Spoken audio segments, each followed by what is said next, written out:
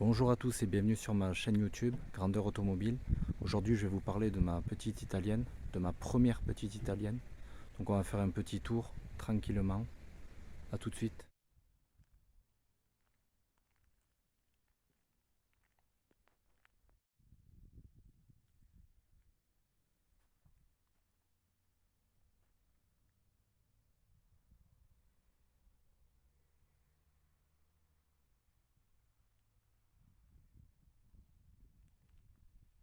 La voici de profil, donc pour la teinte peinture c'est le Rosso Brunello. Assez rare, il me semble que c'était plus répandu sur les premiers Alpha. Donc elle m'a de suite charmé, vraiment une teinte sublime. Qui est super foncée quand il fait un temps gris et pailleté quand il y a du soleil.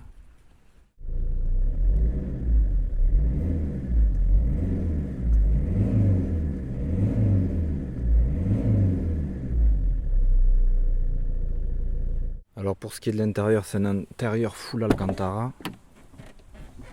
Donc là, la maladie de cette voiture, je le vois sur tous les groupes. Cette Alcantara là, qui se décolle, que ce soit en cuir ou en autre, ou en tissu, je vois ça tous les jours quoi. Tous les jours, je vois des gens qui demandent comment on refait ça. Donc moi, je l'ai acheté comme ça. Bon, pour l'instant, j'ai quelques petits trucs niveau carrosserie à faire parce que bon, ancien propriétaire, je crois qu'il n'avait pas un compas dans l'œil et il a mis des pètes un peu partout, enfin sur les deux pare-chocs, uniquement avant-arrière, donc j'ai déjà ça à faire. Et puis j'ai déjà fait beaucoup niveau entretien. Donc regardez l'intérieur. Bon, je trouve que, mis à part les garnitures de porte, elle est dans un état vraiment clinique quand même, parce que bon, elle a 230 000 km.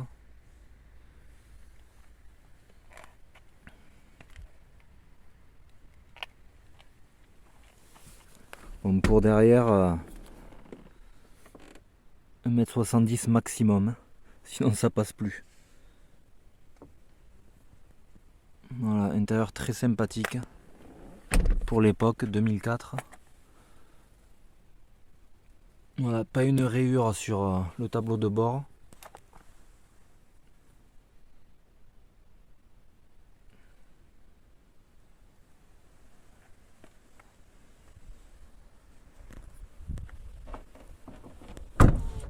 Comme je vous avais dit, il y a un pet de chaque côté du pare-choc, mais bon. Là, les 9 premiers mois, je me suis focalisé sur la remettre nickel niveau moteur. Donc courroie de distribution, pompe à eau, pompe à carburant aussi. Puis voilà.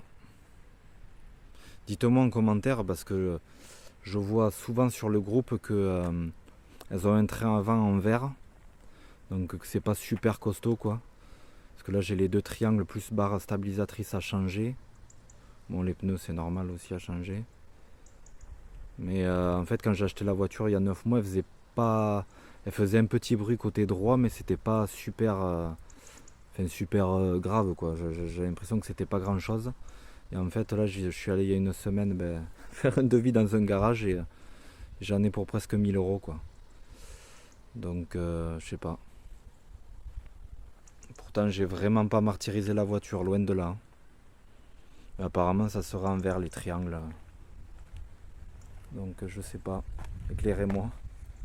Ouais, la teinte est vraiment sublime. Dommage qu'il n'y ait pas de soleil parce que les paillettes ressortent vraiment quand il fait beau. Design by Burton. Comme à l'époque sur les premières Lamborghini Countach. Accessoirement.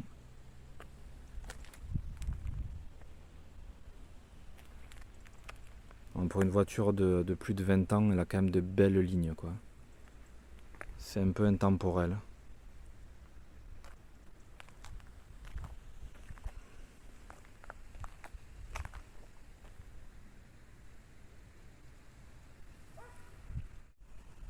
La ligne est vraiment cool, cette ligne là.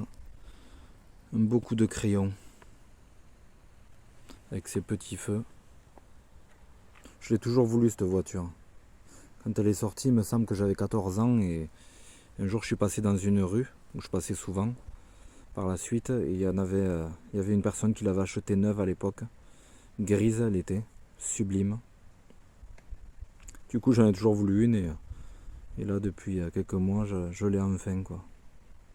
Bon, avec les nouveaux modèles qu'il y a eu par la suite, ça a vraiment pas tenu une cote, donc c'est vraiment très accessible, quoi, aujourd'hui. Même un bel exemplaire de JTD à 6 000 euros, 6-7 000 max, vous pouvez en avoir une. Les petits rétros.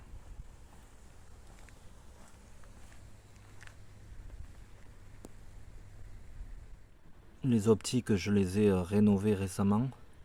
Donc ça m'a pris 2 heures par optique. Parce qu'ils ont tendance à jaunir comme tous les véhicules, quoi. Il faut passer 20 ans. Après j'ai changé les logos, j'ai mis tous les logos en noir. Celui-ci. Ceux des roues. Bon, mon objectif c'est d'avoir les jantes Veloce en 18 pouces. Mais bon, vu que les gens se touchent un peu trop sur les réseaux, sur le prix, je verrai. À la base j'étais parti sur une Q2, mais le vendeur m'a mis un plan, donc au dernier moment j'ai pris la JTD en 1.9, 150 chevaux. Donc satisfait, franchement je trouve que ça marche vraiment bien pour 150 chevaux, quoi, en comparaison à ce qu'on peut trouver des fois dans certaines autres marques. Je trouve que ça tracte bien, bon, c'est en traction. Voilà. Aucun problème, apparemment ça serait la version, enfin je me suis renseigné en amont avant de l'acheter, ce serait la version la plus fiable, le 1,9 litre JTD. Donc du coup, super content d'être parti là-dessus. Parce que j'ai un ami qui a acheté une JTS. Apparemment c'est quand même sacrément fragile, quoi, à côté de ça.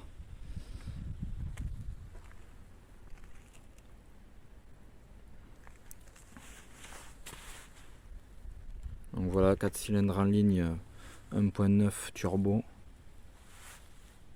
Si je dis pas de bêtises, il développe 350 Nm de couple à partir de 2000 tours minute pour un poids de 1320 kg à vide.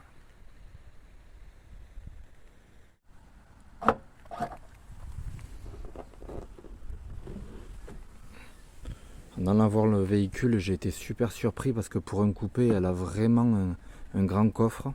320 litres le volume. Donc on peut en mettre des choses dedans, c'est assez impressionnant, ouais, pour un coupé. Avec la lunette arrière.